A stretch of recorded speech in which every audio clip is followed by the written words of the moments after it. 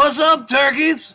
Welcome back to the bullshit. We're gonna take a week off of our enthralling UK 82 7-inch series to send out a video to the homie Pat at Ground Zero Salem. Pat is like the only dude in the vinyl community that is like my homie in real life. I ain't seen him in fucking years in person, but back in the day when we were coming up young punk rockers, we used to hang out for sure. Cheers to Pat. Good dude. Pat's throwing a contest out of Ground Zero Salem, and I'll be damned if I don't get in on it and support the homie. I'ma have a link for his channel below. Check it out. Pat does a whole lot of metal shit, but he's also got a strong punk and hardcore bass that fucking is popping up all the time on his channel too.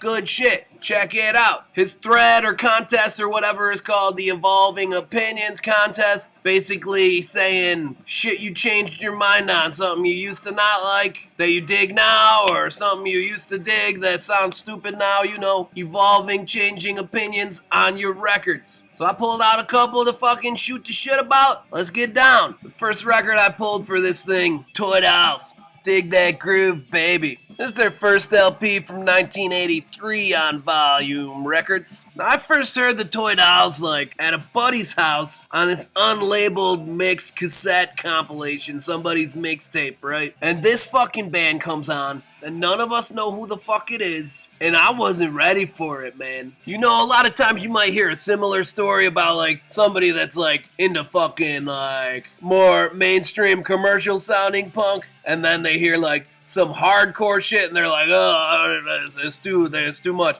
But this was the opposite. The fucking Toy Dolls were just the happiest, silliest, poppiest punk band I'd ever heard in my life. And I couldn't take it. I'm some jag-ass teenager like, this shit's too weak for me, man. It's way too happy and fun to be punk rock shit. It's got these super high, real fucking silly sounding vocals at first. Like, I was like, what? Couldn't do it. It's like, whatever this band is, I'm like not into it, man.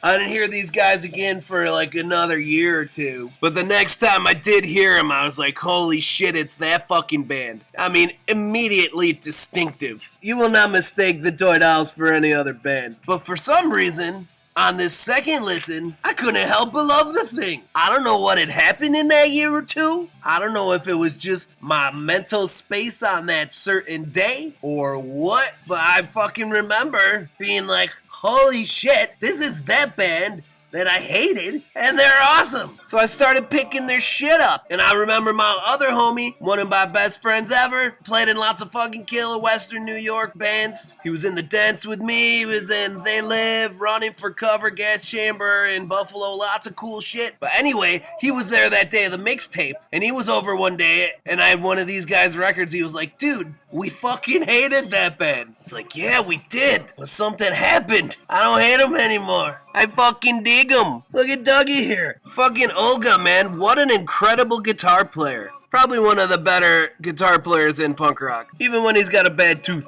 Here's a band that put out a ton of records, all filled to the brim with fucking perfect, fun, poppy punk. Not like 90s pop punk sound or whatever the fuck they call pop punk nowadays. This is like 80s pop punk. It's a little bit different thing. It's very fucking British. It's very fucking good. Dig me some Toy Dolls. A band I'm super sad that I've still never seen live. If I remember correctly, I feel like Pat seen these guys once in Philadelphia or something. I feel like I remember hearing that. Is that true, Pat? If it is, I'm fucking jealous. Still never caught the goddamn Toy Dolls live. Maybe one day. They ain't ever coming over the US these days, man. What the hell? Anywho, next record I pulled, Black Flag.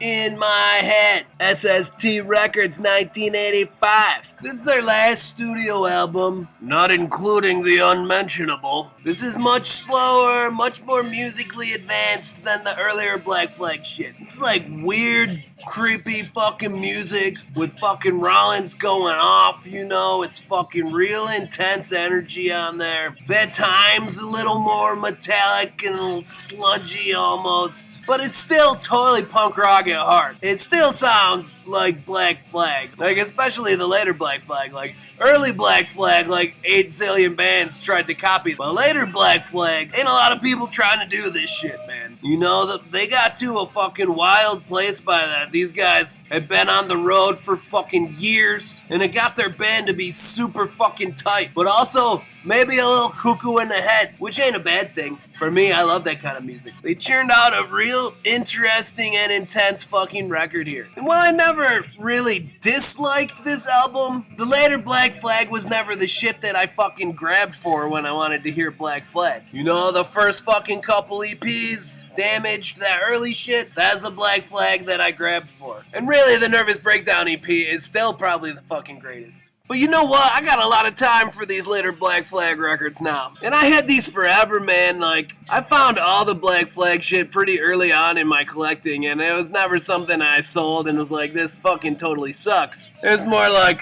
well, that's a Black Flag record, I have to keep it, even though I never fucking listened to it. Which was a good decision, because now I love to listen to these fucking later Black Flag records. They're fucking weird. They're fucking intense, and they're like, it's a whole different beast from the early Black Flag shit, which fucking rules, but these fucking records rule too. I was on a roll. The person who took this photograph is dead. Classic Pettibon art, right? Look at this lady's fucking face, compared to this guy's face. Hey. So, my opinion on this record has evolved immensely from the Black Flag record I kept because it was a Black Flag record to a totally interesting, intense, and incredible listen. Black Flag in my head.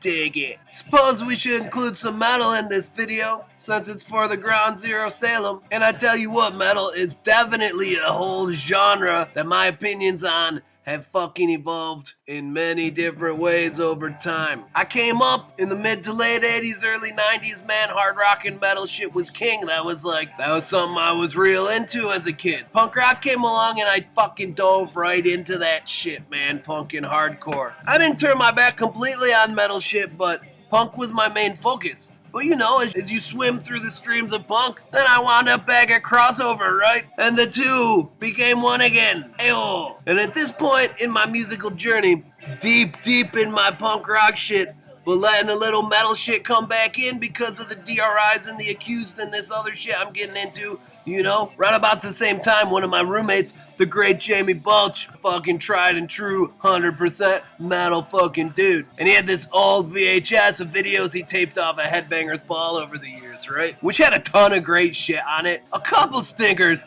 but mainly great shit. It introduced me to a whole bunch of crap I was unfamiliar with at the time. Shit like Gothic Slam. Well, who died and made you God?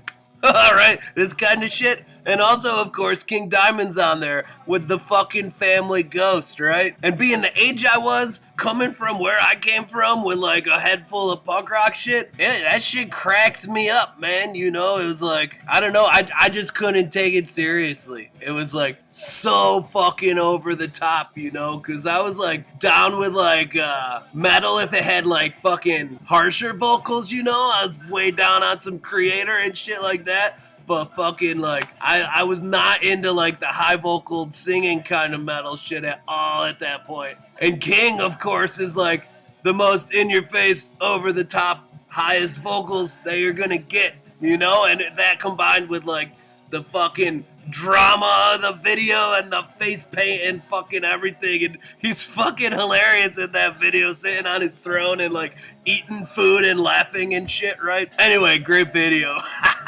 So that VHS from my roommate is probably where King first came into my consciousness. But to me, it was like fucking novelty, man. It was fucking funny. But it got him into my brain, you know? That and a whole bunch of other shit, too. And this was a fucking perfect time to get back into metal, because it was like the late 90s, early 2000s, people were fucking throwing away metal records, and especially metal cassettes, right? At Record Archive in my town, on Saturdays, it was buy one, get one free on used cassettes. Used cassettes were only $3. So tapes were $1.50 each that day, and like, it was filled with fucking metal shit. So I would just buy all sorts of shit based on the cover, or if I fucking heard their name thrown around randomly, or if it fucking looked cool, or if the guy in the band was wearing a cool shirt, or if something good was on the thanks list or whatever. It's a fucking $1.50. One of the tapes I picked up one of those days was King Diamond, The Dark Sides, right? Which I still need to pick up a copy of The Dark Sides on vinyl, man. I got rid of my tapes a fucking long time ago. But that record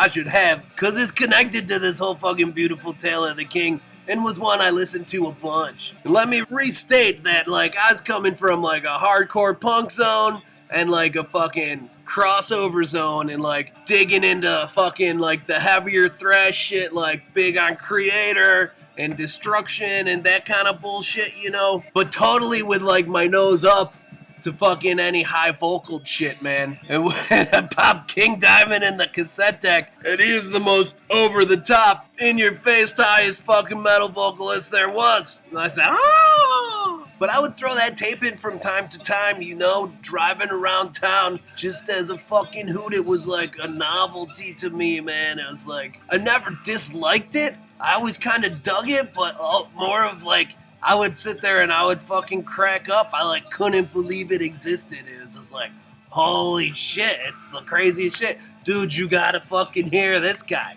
right? But you know, the more I listened to it, it stopped making me laugh and it fucking started being like, holy shit, this guy's incredible, you know? And it fucking, over time, I definitely changed my thoughts on the dude, the vocals, the music, all that shit, right? You know, and so, of course, as it changed from novelty to interest to admiration to love for the king, had to start picking up some shit, right?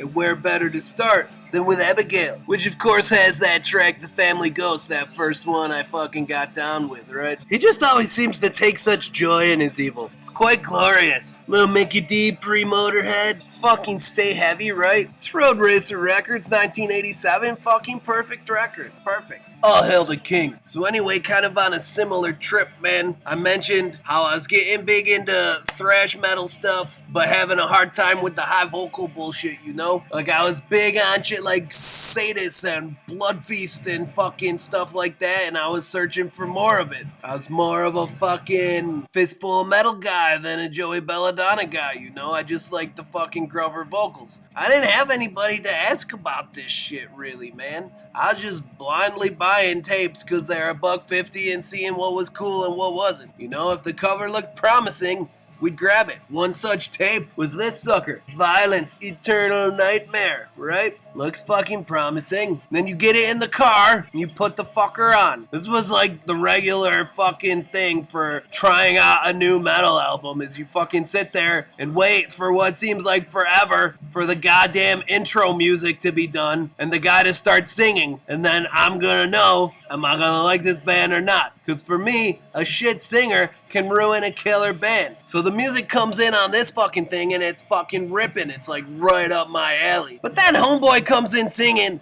like a shittier, more annoying dude from Nuclear Assault, right? And I was down with Nuke Assault, right? That shit's cool by me. I was okay with him. He fucking somehow slid underneath the high vocal thing that I had. I could get down with him. And this guy just sounded like a more annoying, shittier version of him, which I had a hard time getting down with. I don't think I kept this tape that long. I got rid of all my tapes fucking eventually, back when they were still worth nothing, so I paid nothing for them and I made $0 off of it. Could have made a pretty penny off of them nowadays that all you nerds are back into tapes, but whatever, it's all good. Anyhow, I continued life for a while, just assuming that I didn't care about violence. When a couple years back, I had another metal resurgence, right? And like I said, metal had never gone away, just over time and collecting, you know, you dig into different little areas and find new shit that you're into as your fucking mind grows and your taste changes or whatever. So at some point, somebody I respected was like, this band rules. You should try them out again. So I did. And you know what? I kind of still hear that little bit of something in his vocals that annoys me, but not nearly as much as it used to. I know a lot of guys really dig this guy's vocals, man. For me, it's like, some days I'll put this record on and it like sounds fucking perfect. Some days I'll put it on and I'm still like, yeah, this voice is only okay. Musically, this fucking shit rips for sure, 100%. And the singer is good. I mean, pretty standard for thrash. I just have like a mental problem with this shit more than I think most people would. And I still maintain this band would be cooler with a harsher vocalist. But none of that detracts from the fact that this is a killer record, a minor classic of the genre, and a ripping document of sound. This is a 1988 press on Mechanic Records. So anyway, the older I've got, the more I've been able to lose my hang-ups on only harsh vocals for metal bullshit. And once I grew to accept the King and then some thrash bands with higher vocals, it eventually opened me up to being down with all sorts of metal that I never even gave the time of day before, you know? Because I was like pretty much on a fucking thrash, extremer kind of metal kick only. I could always get down with like Maiden, Priest, and Dio, like the fucking classic gods of the genre, but I like almost never fucked with just straight up regular ass heavy metal, right? I was on a thrash kick. And part of the reason for that is because everybody in the regular ass metal genre be singing, you know? Overwhelmingly populated with high vocals, right? It was hard for me to stomach for a long time. But I've softened on that stance and I've gotten over it, and it's opened me up to find a bunch of bands in the last decade or so that I really dig that I would just flip by and fucking never buy their records 20 fucking years ago. I'm talking about this kind of shit. You know, here's just a couple pulls from the O section: Obsession, Omen, Overdrive. These are records that I would just like flip by 1,000 times back in the day. Not even give them a chance, you know? It wasn't the kind of shit I was looking for. Punk, hardcore, thrash, crossover. I was on there, man. I don't know. I was young and it's just where I was at the time. I had to fucking dig deep and absorb everything that was all of that. And once I had processed and assimilated all of that into my brain, I was ready to fucking find some new shit to chew on, right? So that's where we're at, man. Evolving opinion of a whole fucking genre, which is good, you know? You grow, you learn, you try new shit, right?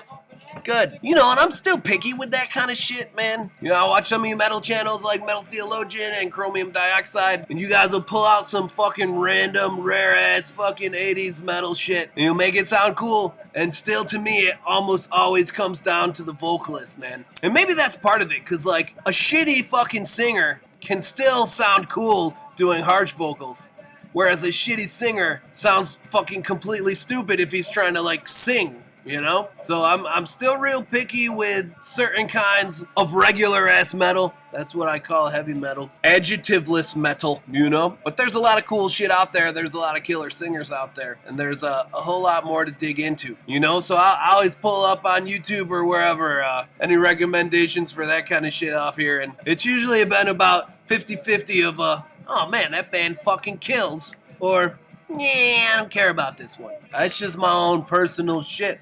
More power to all you guys. I appreciate you guys fucking pushing new shit into my consciousness that I was not aware about, and having me fucking return to shit that I fucking said I didn't give a fuck about 15 years ago, because sometimes shit changes, huh? Anyway, much love to fucking Pat at Ground Zero Salem.